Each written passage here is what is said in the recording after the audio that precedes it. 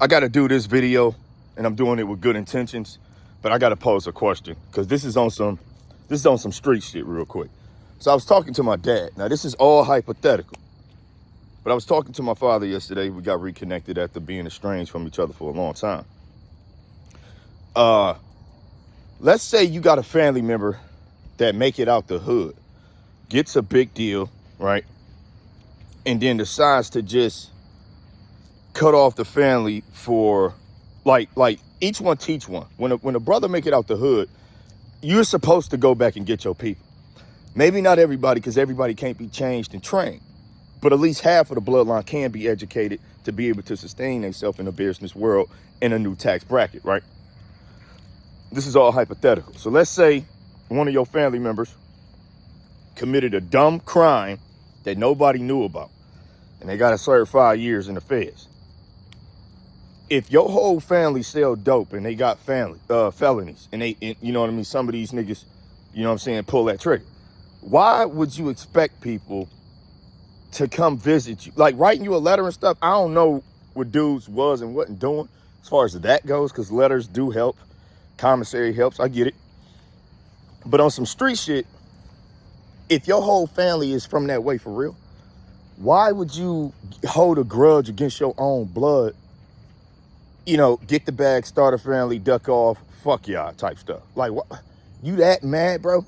I done been locked up after I lost my son. Son passed away, went through a divorce.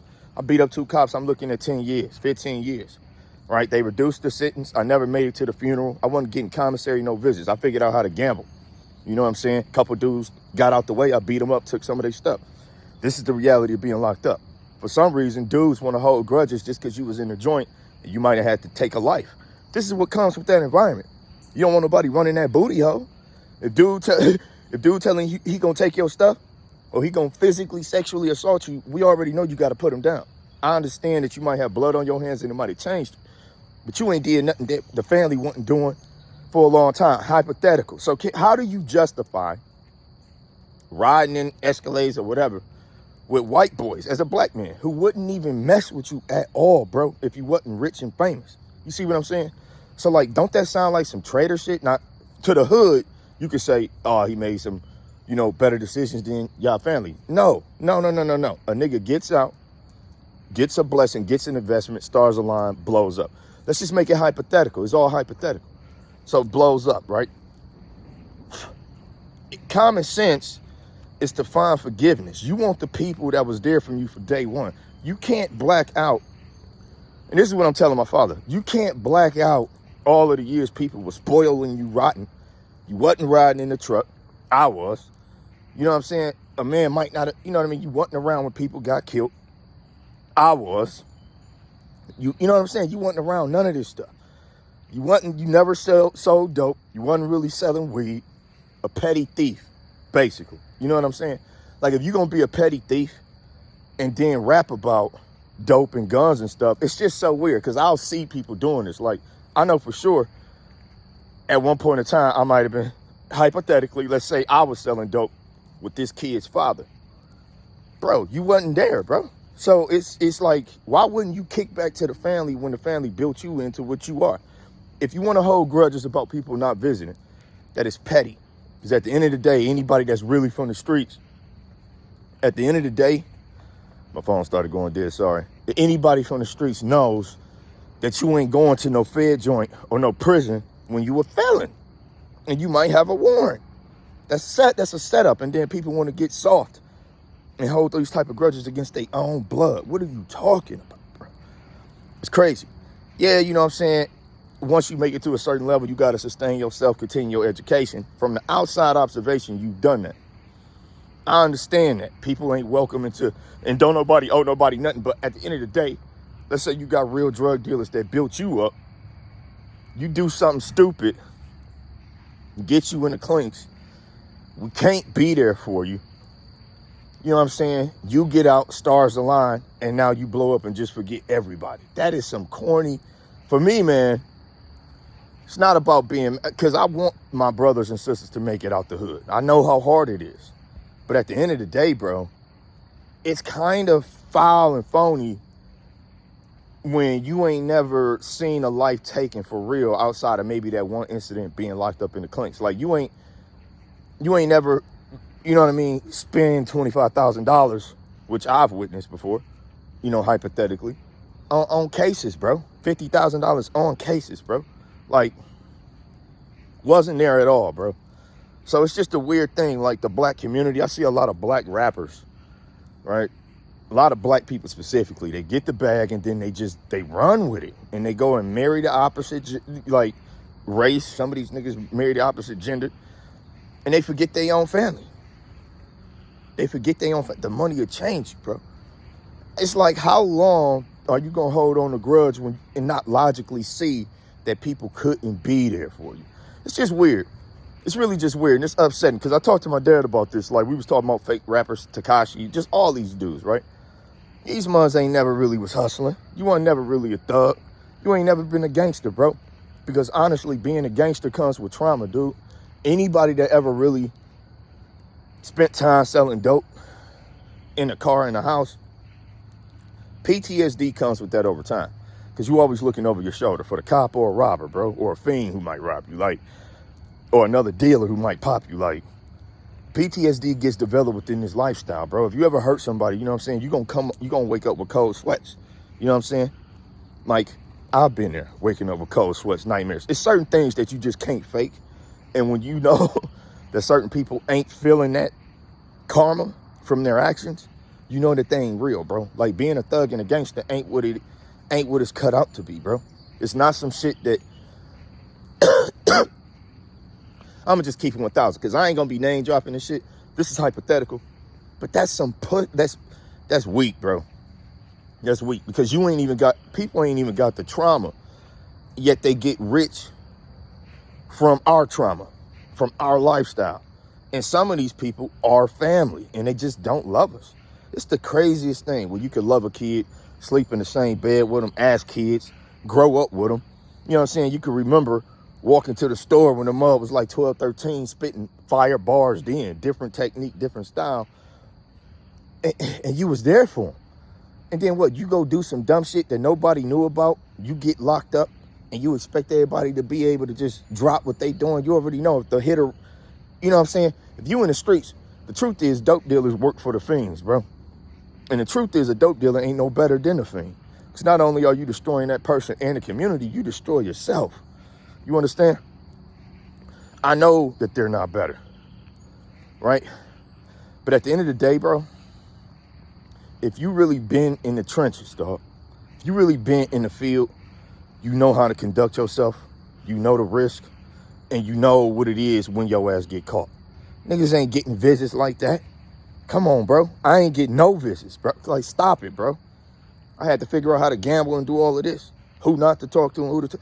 Like, dog, some of these guys just don't know how to jail, and they don't know how to jail without taking it personal. And I consider that, you know what I'm saying, a very feminine aspect, like, for you to betray your family like that, when you know you could change the bloodline with what you're doing and you choose not to. You hold such a grudge, so much disdain for the bloodline, bro, that you just, over your decisions, bro, and you refuse to look at the situation for what it really is, and you just want to abandon people. When you, regardless, everybody gonna have their lows, bro. You can only go so far up.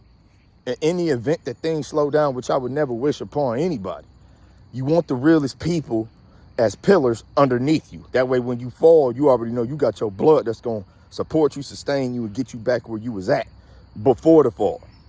These white boys, these Arabics, these Jews, they only use blacks for this type of rap music and things of that nature. That's all to silent genocide, put out a negative subconscious message, get these Negroes to believe in these songs and raps, even though the artists themselves don't live like that and never live like that. That's what I'm telling y'all.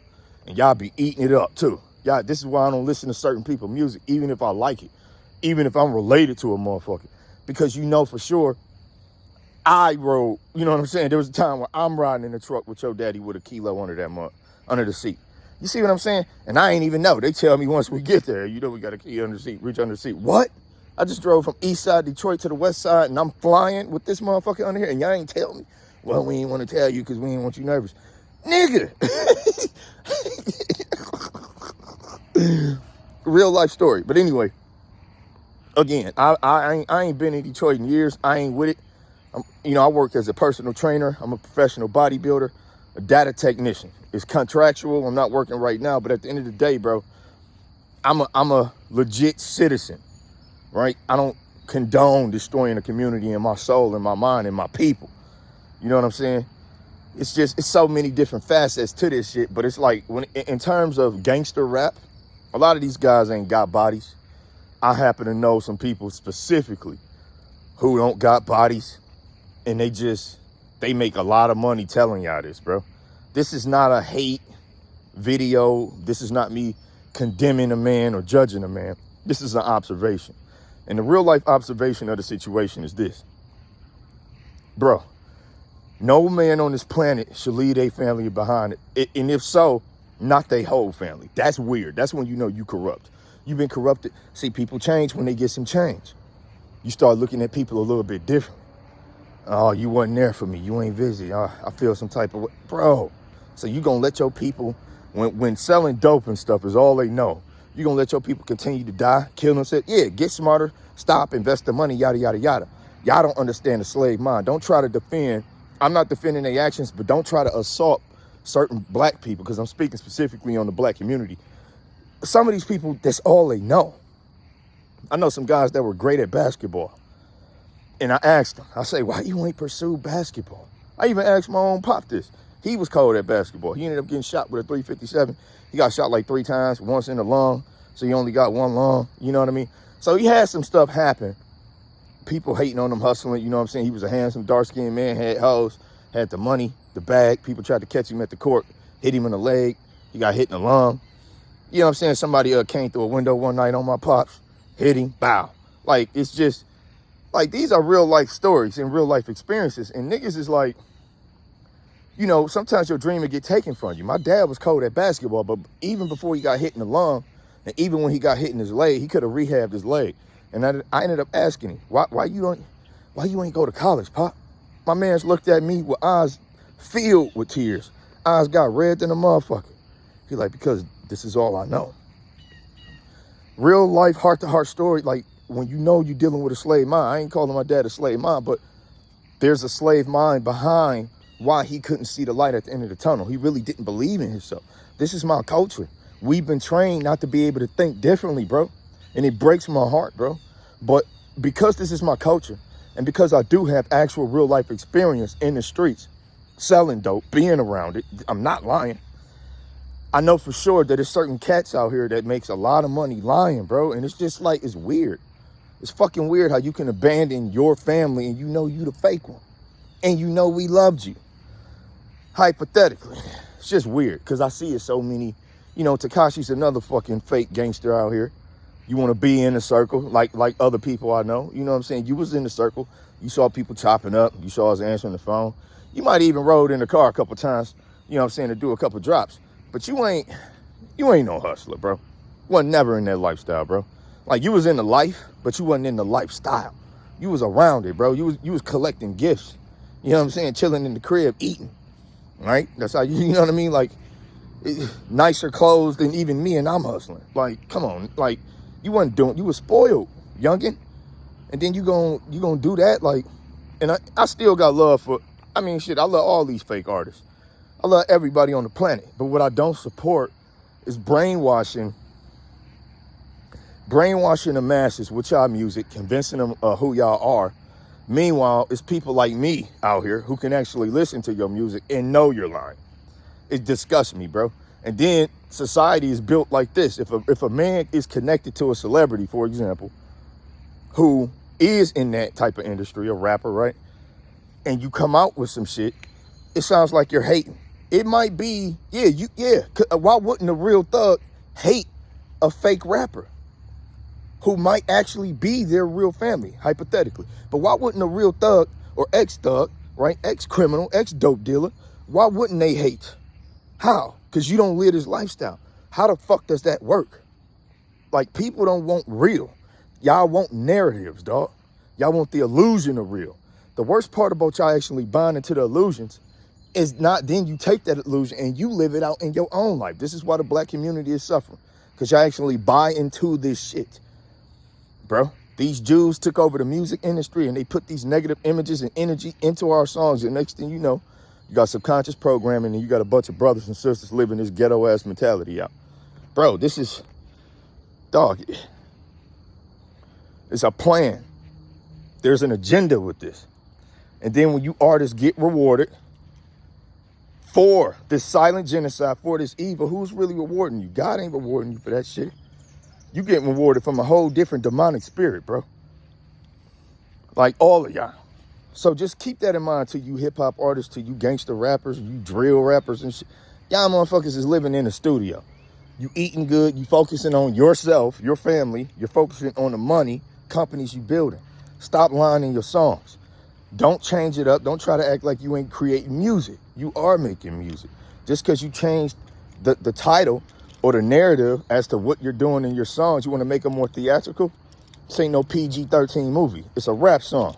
You know what I'm saying? Niggas is bringing back videos. I get it. It's still a rap song. It's not a movie. It's just certain things like, it's just fake, bro. And then I'll watch on interviews, these same fake cats will be talking to some real G's right from New York or something. And you can see it on their face that they don't support, you a fake. You know what I mean? But they ain't gonna say nothing because, you know, they need the views you on the podcast. But the real ones, no. They probably be looking at you like, you know, all y'all, all these dudes with these podcasts, you fake rappers be going on. When y'all be slipping up and trying to act like you ain't, you know, mentioning you ain't fucking with your family and stuff like that. And then they counter with, oh, no, you know what I'm saying? I believe in bringing the family into the fold. You want people to pull you back up just in case you start falling down. And who gonna be more loving and real than a family member that you brought out of suffering? Automatically, they splitting up half or maybe giving you it all because they know you the one that got it there. It's common sense. I promise you, to all black artists, these white people will leave you. The minute you fall off, get locked up, they will leave you. Are they gonna write your brother in jail? Are they gonna write your father or mother in jail, your cousin? No, they don't care about you. And you abandon the people that love you the most. This goes for every fake artist out there, bro. Real drug dealers, real criminals, people that really been in the trenches, they don't respect you, bro. So I really want to send this friendly message to the fake artists out there, bro. Show more love to your family. Because not everybody gonna have the stars align. Some people struggle. It's gonna be a little harder. Sometimes people in the black community just need a little help. You know what I mean? And it really just does not make any type of logical sense to not reconstruct your whole bloodline when God is giving you that opportunity. It literally tells you the measure of a man. Sometimes the measure of a man can be defined by how he lives going without. Other times, the measure of a man can be defined by the things he's obtained and what he chooses to do with them. Keep that in mind. I'm gone.